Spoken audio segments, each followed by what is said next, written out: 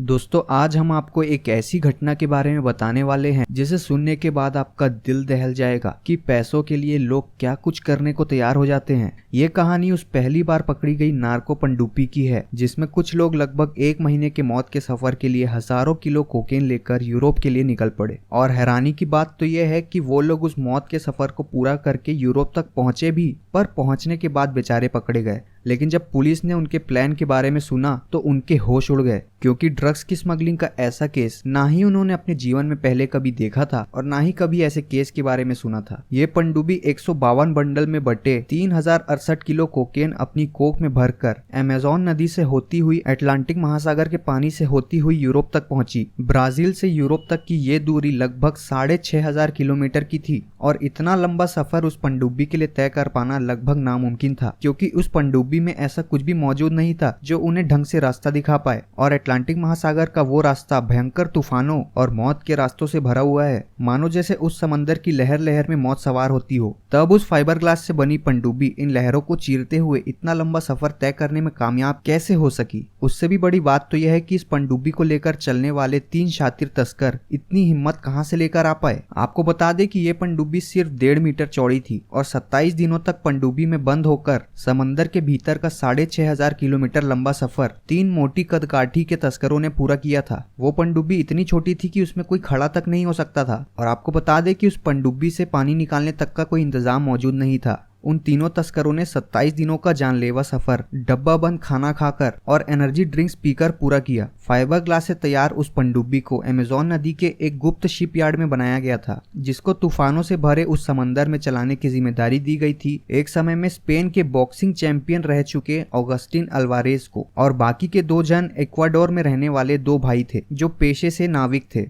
उन दोनों भाइयों को पनडुब्बी में सवार होने से पहले $5-5 हजार दिए गए थे, और ये पनडुब्बी बिना पकड़े पहुंच गई होती तो उनको $50-50 हजार और दिए जाते। लेकिन ये बात की जानकारी कहीं से भी प्राप्त नहीं की जा सकी कि ये पनडुब्बी को चलाने के लिए ऑगस्टिन अल्वारेज को कितने पैसे दिए गए थे। लेकिन अंदाजा ये लगाया जा रहा है कि इस मिशन के लिए उसको $5 लाख की रकम देने की बात की गई थी, जिसकी कीमत भारतीय रुपयों में देखें तो 4 करोड़ रुपए के आसपास होती है। अब इस पनडुब्बी में सबसे हैरान करने वाला पहलू भी जान लीजिए। इस पनडुब्बी में रास्ता दिखाने के लिए कोई रेडार तक मौजूद नहीं था, तो इसके पूरे चांस थे कि वो लोग कभी यूरोप तक पहुंचते ही नहीं। फिर भी उन लोगों ने एक सैटेलाइट फोन और सिर्फ एक कंपास का इस्तेमाल करके उस पनडुब्बी को यूरोप तक पहुंचा दिया। और इसी बात से उन पुलिस अधिकारियों के होश उड़ गए थे जिन्होंने ऑपरेशन ब्लैक टाइड चलाकर उस पनडुब्बी को पकड़ा था। और इस प्लान को चालू करने का सबसे बड़ा मोटिवेशन था उन ड्रग्स की कीमत। स्पेन की होम मिनिस्ट्री ने जब उस पनडुब्बी में मिले 3000 किलो ड्रग्स की कीमत का अंदाजा लगाया तो सबके पैरों तले जमीन खिसक गई, क्योंकि उस वक्त उस ड्रग्स की कीमत 12 करोड़ 30 लाख यूरोस बताई गई थी, जो भारतीय रुपयों में देखें तो 984 करोड़ के आसपास की थी। अब इसी से अंदाजा लगाया जा सकता है कि उस नशे की खेत के लिए नशे के सौदागर किस तरह अपनी जान की बाजी लगाकर समंदर से भी गहरा रिस्क उठाने के लिए तैयार हो गए थे। और आपको बता दें कि पकड़े जाने के बाद उन तीनों तस्करों को 11-11 साल की सजा सुनाई गई। तो दोस्तों हमें बताइएगा, क्या इतने पैसों के लिए आप भी कोई मौत का खेल खेलने को तैयार हो सकते हैं? अगर ये वीडियो पसंद आई हो तो इसे लाइक करें, ज्यादा से ज्यादा शेयर करें और हमारे चैनल को सब्सक्राइब करें। तो मिलते हैं अगले वीडियो में।